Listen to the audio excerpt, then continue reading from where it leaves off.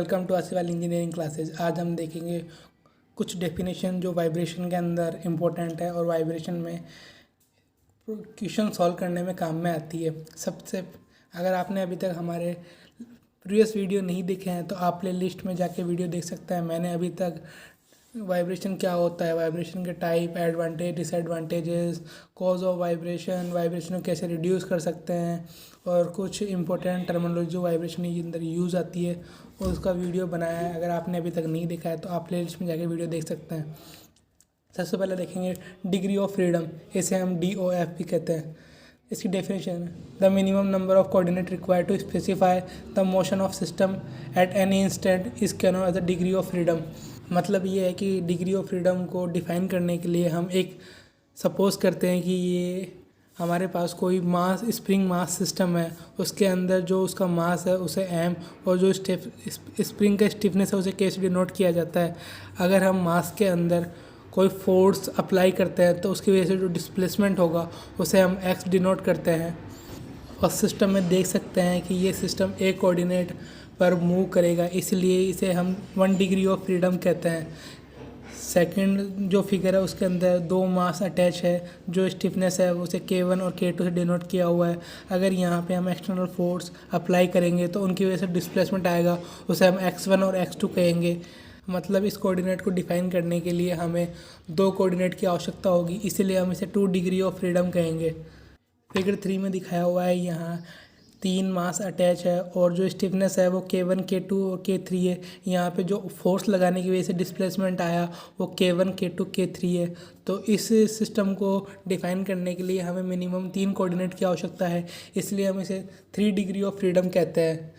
मतलब ये हुआ कि कोई भी सिस्टम के मोशन को डिफाइन करने के लिए जो हमें मिनिमम नंबर ऑफ कोऑर्डिनेट की रिक्वायर्ड हो उसे हम डिग्री ऑफ फ्रीडम कहते हैं।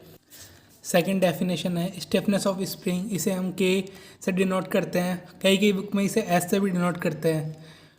इसके लिए इसको देखने के लिए हम एक मास स्प्रिंग सिस्टम कंसिडर करते हैं। इसके अंदर यहाँ मास अटैच है और जो इसका स्टिफनेस है उसे K से डिनोट, के अंदर कोई एक्सटर्नल फोर्स लगाते हैं उसकी वजह से जो डिस्प्लेसमेंट आएगा उसे X कहते हैं। तो इसके अंदर जो फोर्स होता है वो प्रोपोर्शनल होता है X के। इसका मतलब कि जितना ज़्यादा फोर्स लगाएंगे उतना ही ज़्यादा डिस्प्लेसमेंट होगा, या फिर जितना कम फोर्स लगाएंगे उतना ही कम डिस्प्लेसमेंट होगा। तो यहाँ अगर हम इसके प्रोपोर्शनलिटी के साइन को उठाएंगे तो F equals to K into X आएगा।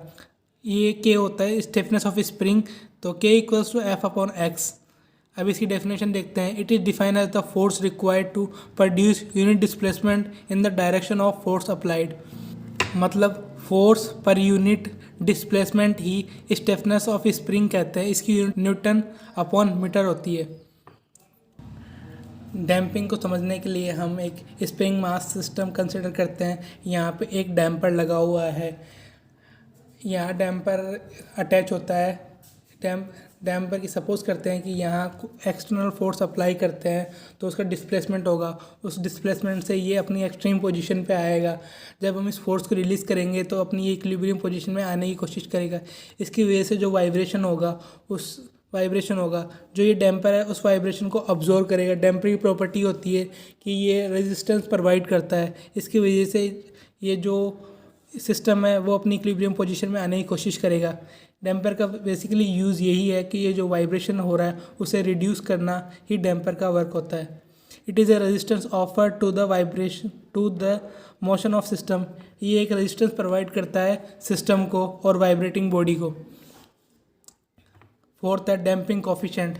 The coefficient is the damping force और resisting force develop per unit velocity. जो डैम्पिंग कोफिशिएंट होता है वो रेशियो होता है फोर्स अप्लाइड ऑन डैम्पर और वेलोसिटी ऑफ विस्कस फ्लूइड का। यहाँ जो F है force applied on damper, V है जो वेलोसिटी ऑफ विस्कस फ्लूइड। तो ये डैम्पिंग कोफिशिएंट होगा वो होगा F अपॉन V। रेजोनेंस क्या होता है? जो एक्सटर्नल फोर्स की फ्रीक्वेंसी होती है और जो नेचुरल फ्रीक्वेंसी होती है, अगर वो दोनों इक्वल्स हो जाए उसकी वजह से सिस्टम के अंदर लार्ज एम्पलीट्यूड प्रोड्यूस होता है। ये जो कंडीशन होती है उसे रेजोनेंस कहते हैं। अब इसकी डेफिनेशन देखते हैं। Then the frequency of external force acting on a body is equal to the natural frequency of vibrating body. मतलब जो एक्सटर्नल फोर्स की फ्रिक्वेंसी है और जो नेचुरल फ्रिक्वेंसी है वो दोनों इक्वल हो जाए, the body start vibrating with large amplitude.